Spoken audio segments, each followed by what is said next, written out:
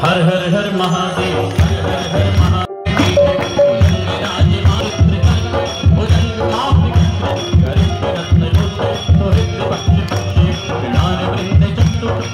नमस्कार बंधुरा, life with स्निग्धार एक नतून भिडियोते आपनादेर सबाइके अभिनंदन। एक नतून भिडियो निये आज के आमी चले एसेछि आपनादेर काछे। देखुन आपनादेरो भीषण भालो लागलो। तो आमरा चले गेछिलाम गंगा आरती देखते आमादेर हावड़ार रामकृष्ण घाटे। आमी कोनोदिन गंगा आरती देखिनी। आमार बंधु टुम्पा से बोल्लो चल गंगा आरती देखबो, खूब सुंदर लागबे। ओ अनेकबार देखेছে, आमी आर श्रावणी कोनोदिन देখিনি।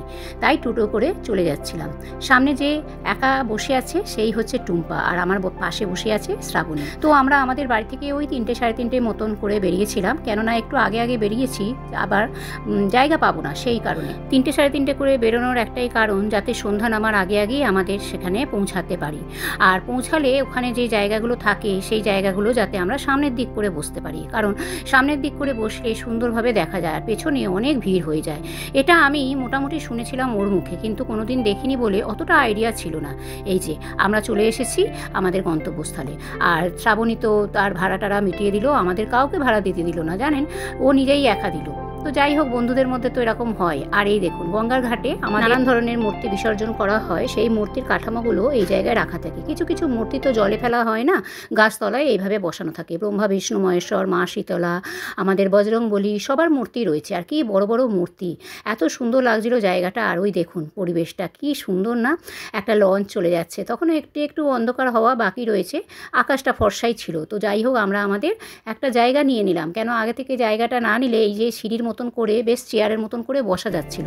আর যারা আরও পরে এসেছে তারা একটু সামনের দিকে ওই শতরঞ্জি বেছানো রয়েছে ওইখানটাতে বসেছিল। তবে ওইটা একটু নিচু হওয়াতে ভিডিও বা ফটো তোলা সত্যি বেশ অসুবিধাজনক। তার জন্য আমরা একটু উঁচু জায়গায় একটা যেন ওই সেই গ্যালারির মতন করে আমরা বসেছিলাম। আজকে এসেছি গঙ্গা আরতি দেখার জন্য, সাথে শ্রাবণী, টুম্পা, আমার দুই সখীকে নিয়ে আবার চলে এসেছি গঙ্গা আরতি। কত মানুষ এসছে এখানে, দেখো একবার। এই জায়গা আমরা বসে পড়েছি, আর এখানে সমস্ত গঙ্গা আরতি হবে। এখনো আরম্ভ হয়নি, কিন্তু আমরা একটু আগে থেকেই চলে এসেছি।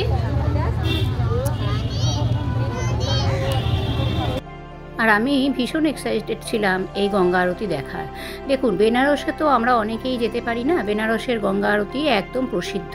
তো বেনারসে আমি যেতে পারিনি বলে, তো সেই স্বাদটা ওই দুধের স্বাদ গলে মেটানোর মতন, সেই স্বাদটা মেটানোর জন্যই আমার এখানে চলে আসা।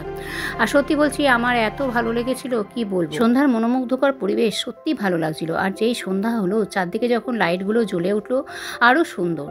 সামনে যে বটগাছটি দেখছেন, সেই বটগাছের মধ্যে পুরোহিত একটুখানি আরতি করে নিয়েছিল, সেই আরতির তাপও আমরা নিয়েছিলাম। আস্তে আস্তে মানুষ এসে জায়গাটা দেখুন একদম সামনের দিকে ভরে গেছে। আর তারও পরে আরও অনেকে দাঁড়িয়ে দাঁড়িয়ে পেছনের দিকে দেখছিল। इस शरीर को एक चादर माना है और सच्चाई भी यही है। हमारा जो ये ওই যে ওই পারে দুটো ফোকাস লাইট দেখছেন, সার্চ লাইটের মতন, ওটা হচ্ছে ইডেন গার্ডেন, আর তার পাশেই হচ্ছে মিলেনিয়াম, আর এই পাশটা হচ্ছে হাওড়া রামকৃষ্ণ। হাওড়া ব্রিজের ঠিক কাছেই এই ঘাটটি রয়েছে। আর বললাম না, পুরোহিত ওই বটগাছ যেটা রয়েছে সেখানে একটু আরতি দেখিয়ে সবাইয়ের কাছে সেই আরতির থালা নিয়ে এসে দাঁড়াচ্ছে, সবাই তাপ নিচ্ছে আর একটু দক্ষিণাও দিচ্ছে। এত মানুষকে আরতির তাপ দিচ্ছে, খুব সুন্দর লাগছিল। আমিও একটুখানি আরতির তাপ নিয়ে নিয়েছিলাম, আমার বন্ধুরাও। আর ওই পাশে দেখুন ফেরিঘাটটাও দেখা যাচ্ছে, ওটা হচ্ছে হাওড়া ফেরিঘাট। পণ্ডিতজি সকলের কাছে ঘুরে ঘুরে থালাটাকে নিয়ে যাচ্ছে, সবাই একটু করে তাপ নিচ্ছে আর দক্ষিণা দিচ্ছে। আমরা এই রোতেই বসেছিলাম, আমাদের কাছেও একটু নিয়ে এলো। আর সত্যি কথা বলছি কি, এত সুন্দর লাগছিল না পরিবেশটা।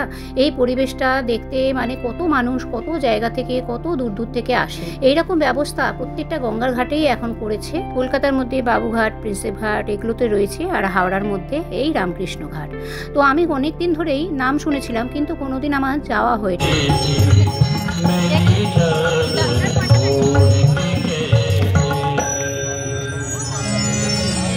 बोल राजा रामचंद्र की, पवन सुत हनुमान की, उमापति महादेव की, नमः पार्वती पते हर हर महादेव।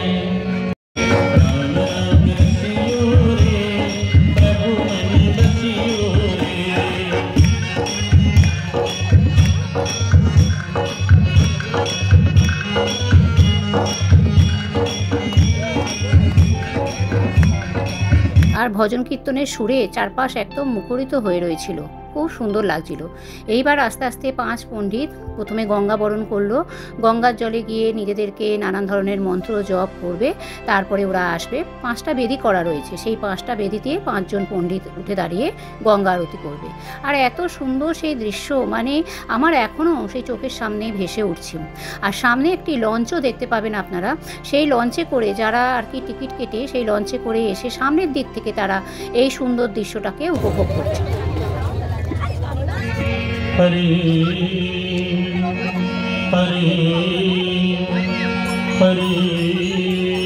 যেহেতু গঙ্গাবরণ হচ্ছে সেই জন্য আমাদেরকে উঠে দাঁড়াতে বলা হলো, তো আমরা সবাই তখন উঠে দাঁড়িয়ে গঙ্গা স্তোত্রম পাঠ করা হচ্ছে, ওদিক দিয়ে ভজন কীর্তন হচ্ছে, আর এদিক দিয়ে পুরোহিতরা মন্ত্র পড়ছে। তো আমরা তো সেই মন্ত্র শুনতে পাচ্ছি না, তবুও আমরা আমাদের মতন করে নীরবতা পালন করে আর হাতে তালি দিয়ে করজোরে বন্দনা গান শুনছিলাম।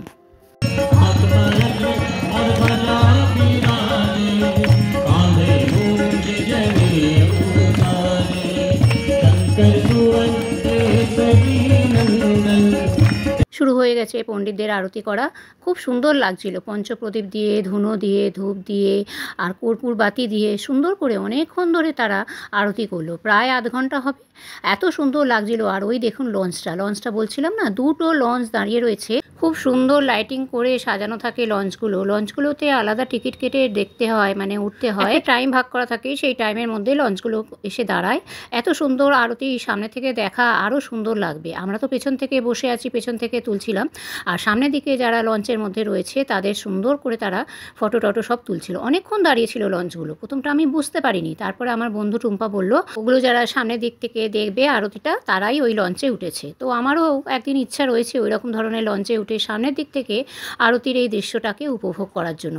আর গঙ্গাবক্ষে যদি এইরকম ধরনের আরতি দেখা যায় তার তো আরও সুন্দর তার দৃশ্যটা লাগবে, তাই না? এইবার একটা বড় পঞ্চপ্রদীপ, 5টা পঞ্চপ্রদীপ 5টা বেদির কাছে রাখা হচ্ছে। সামনে যারা বসেছিল তারা অনেকেই পঞ্চপ্রদীপ ধরিয়েছিল, আর পঞ্চপ্রদীপ জ্বালানো ভীষণ ভাগ্যের ব্যাপার।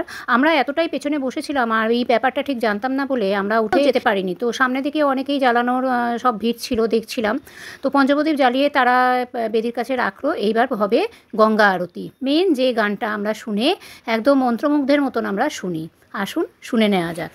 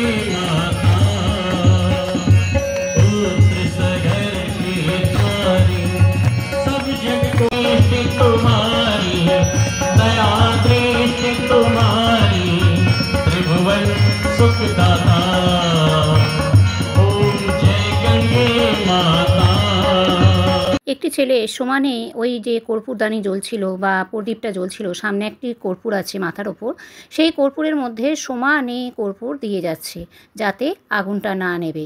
আর এত সুন্দর লাগছিল, ধাউ ধাউ করে আগুনটা জ্বলছিল পঞ্চপ্রদীপে, সত্যি খুব ভালো লাগছিল।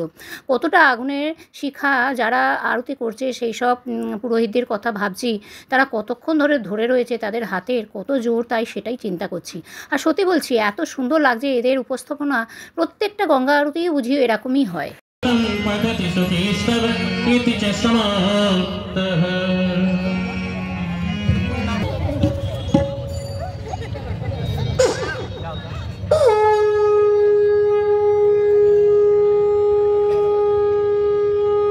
সমস্ত হয়ে যাবার পর পুরোহিতরা আবার চলে গেলেন গঙ্গাতে, আবার গঙ্গা বন্দনা করলেন।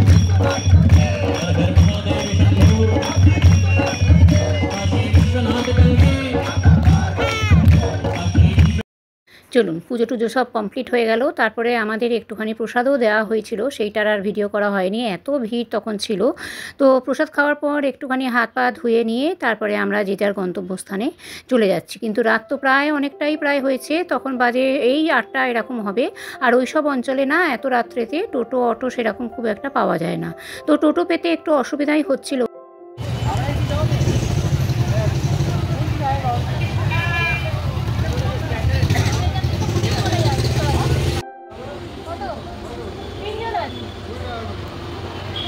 চল ময়দানে চল না, কুড়ি টাকা।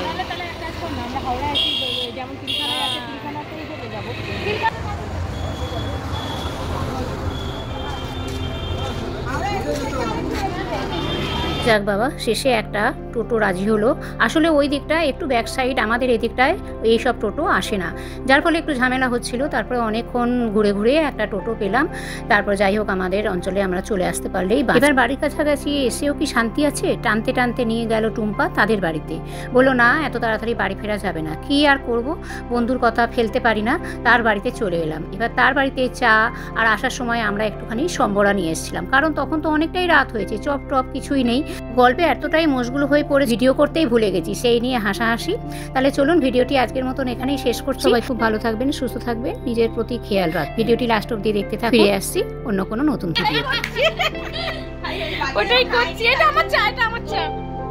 বাকি সব খাইনি, হ্যাঁ সেটা বলছি। কিন্তু সম্বরটা ভালোই খেতে রে।